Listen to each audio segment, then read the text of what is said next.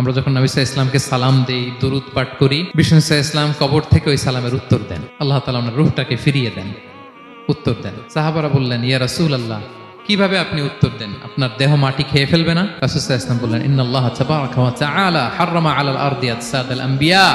আল্লাহ তাআলা নবীদের দেহকে নষ্ট করা মাটির জন্য হারাম করে দিয়েছেন। কোনো মাটি কোনো নবীর দেহকে টাচ করতে পারে না, নষ্ট করতে পারে না। নবীরা কবরে জীবিত, সেখানে সালাত আদায় করে, তাদেরকে স্পেশাল রিজিক দেওয়া হয়। এটাকেই বলা হয় হায়াতুন নবী।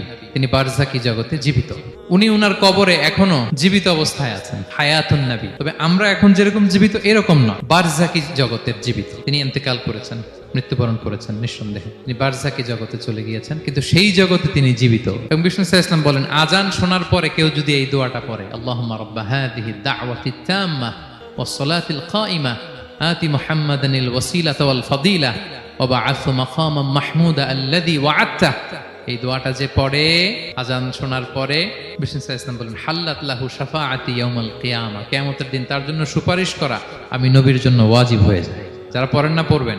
এবার কিয়ামতে বিষ্ণু সাল্লাল্লাহু আলাইহি ওয়াসাল্লামের কি ফিচার থাকবে একটু কিয়ামতেরটা শুনে শেষ করি। বিষ্ণু সাল্লাল্লাহু আলাইহি ওয়াসাল্লাম বলেন, আনা আউয়ালু মান ইয়ানশাক্কু আনহুল কবরু। কিয়ামতের দিন ময়দানে মাহশারে, হাশরের ময়দানে সর্বপ্রথম আমি কবর ফুঁড়ে উপরে উঠে দাঁড়াবো। কে উঠে দাঁড়াবে? বিষ্ণু সাল্লাল্লাহু আলাইহি ওয়াসাল্লাম সর্বপ্রথম কবর ফুঁড়ে উনি উঠে দাঁড়াবেন। এবং হাশরের ময়দানে উনি কোথায় দাঁড়াবেন? ওনার জন্য একটা স্পেশাল জায়গা থাকবে। জায়গাটার নাম হচ্ছে মাকামে মাহমুদ। জায়গাটার নাম কি? মাকামে মাহমুদ। ওইখানে বিষ্ণু সাল্লাল্লাহু আলাইহি ওয়াসাল্লাম মাকামে মাহমুদে দাঁড়াবেন। আল্লাহ তাআলা বলেন, ওয়া মিনাল লাইলি ফাতাহাজ্জাদ বিহি নাফিলাতাল লাক আসা আইয়াবআসাকা রাব্বুকা মাকামান মাহমুদা। ওখানে বিষ্ণু সাল্লাল্লাহু আলাইহি ওয়াসাল্লাম দাঁড়াবেন, মাকামে মাহমুদে তিনি সিজদায় লুটিয়ে থাকবেন। এবং সেদিন তিনি সুপারিশ করবেন, সাহিবুশ শাফাআ, তিনি সুপারিশ করবেন। অন্য কোন নবী সুপারিশের সাহস করে স্পর্ধাও দেখা। আদম আলাইহিস সালাম, নূহ আলাইহিস সালাম, ইব্রাহিম আলাইহিস সালাম সবাই একজন আরেকজনকে রেফার করে, একজন আরেকজনকে রেফার করে, বলে আমি পারবো না, উনি উনি উনি উনি বলতে বলতে বিষ্ণু সাল্লাল্লাহু আলাইহি ওয়াসাল্লামের কাছে যাবে। মানুষগুলো হয়রান হয়ে যাবে, ক্লান্ত শ্রান্ত ঘর্মাক্ত পিপাসার্ত মানুষগুলো। 50,000 বছর হবে সেই দিনটা, কিয়ামতের দিন। মানুষগুলো পেরেশান, যেই নবীর কাছে যায় বলে পারবো না, উনি উনি।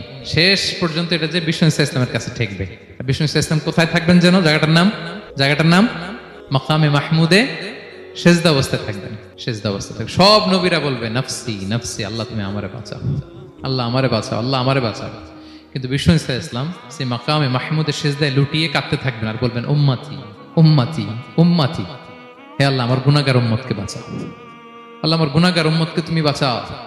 কাঁদতে থাকবেন বিষ্ণু সাল্লাল্লাহু আলাইহি ওয়াসাল্লাম ওই জায়গায়। তখন আল্লাহ তাআলা বলবেন, ইয়া মুহাম্মদ ইরফা রাসাক, হে মুহাম্মদ মাথা তোলো, কুল তুসমা, আজকে তুমি যা বলবে তাই শোনা হবে, সাল তু'তা, যা চাবে তাই দেয়া হবে, ওয়াশফা তুশাফা, যার জন্য সুপারিশ করা হবে, যার জন্য সুপারিশ তুমি করবে তার জন্যই সুপারিশ কবুল করা হবে। বিষ্ণু সাল্লাল্লাহু আলাইহি ওয়াসাল্লাম তখন সুপারিশ করবেন, শুরু করবেন, স্টার্টিং। তো বিষ্ণু সাল্লাল্লাহু আলাইহি ওয়াসাল্লামের সুপারিশ আমরা চাই কি চাই না বলেন? আল্লাহ তাআলা আমাদেরকে বিষ্ণু সাল্লাল্লাহু আলাইহি ওয়াসাল্লামের সুপারিশ লাভে ধন্য করুক, আমরা পড়ি আমিন। বিষ্ণু সাল্লাল্লাহু আলাইহি ওয়াসাল্লাম স্টার্ট করবেন সুপারিশ করা এবং হাউজে কাউসারের পানি বিতরণ শুরু করবেন। হাউজে কাউসারের নাম শুনেছেন? ইন্না আ'তাইনা কাল কাউসার, হে নবী আমি আপনাকে কাউসার দিয়েছি। কাউসারের একটা ব্যাখ্যা হচ্ছে প্রভূত কল্যাণ, আর একটা ব্যাখ্যা হচ্ছে এই কিয়ামতের দিন হাউজে কাউসার দেওয়া হবে বিষ্ণু সাল্লাল্লাহু আলাইহি ওয়াসাল্লামকে।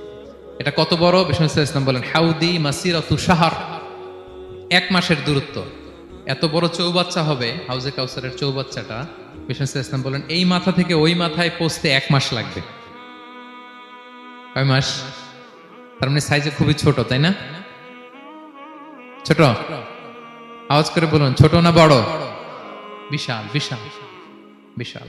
হাউজে কাউসারের পানিটা কেমন হবে? মা উহু আবিয়াদু মিনাল লাবান, দুধের চেয়েও সাদা, মধুর চেয়েও মিষ্টি, বরফের চেয়েও ঠান্ডা, আতিয়াবু মিনাল মিসকি, মিসকের চেয়েও সুগন্ধ সম্পন্ন, কিজানুহু কানুজুমিস সামা, আকাশের তারা যত বেশি, হাউজে কাউসারের যে পান পেয়ালা থাকবে আশেপাশে পেয়ালাগুলোর সংখ্যা আকাশের তারার চাইতেও বেশি।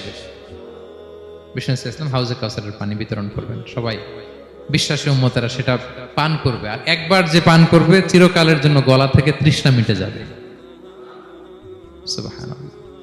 একদল এসে বলবে, ইয়া রাসূলুল্লাহ আমাদেরকে দেন, আমাদেরকে দেন।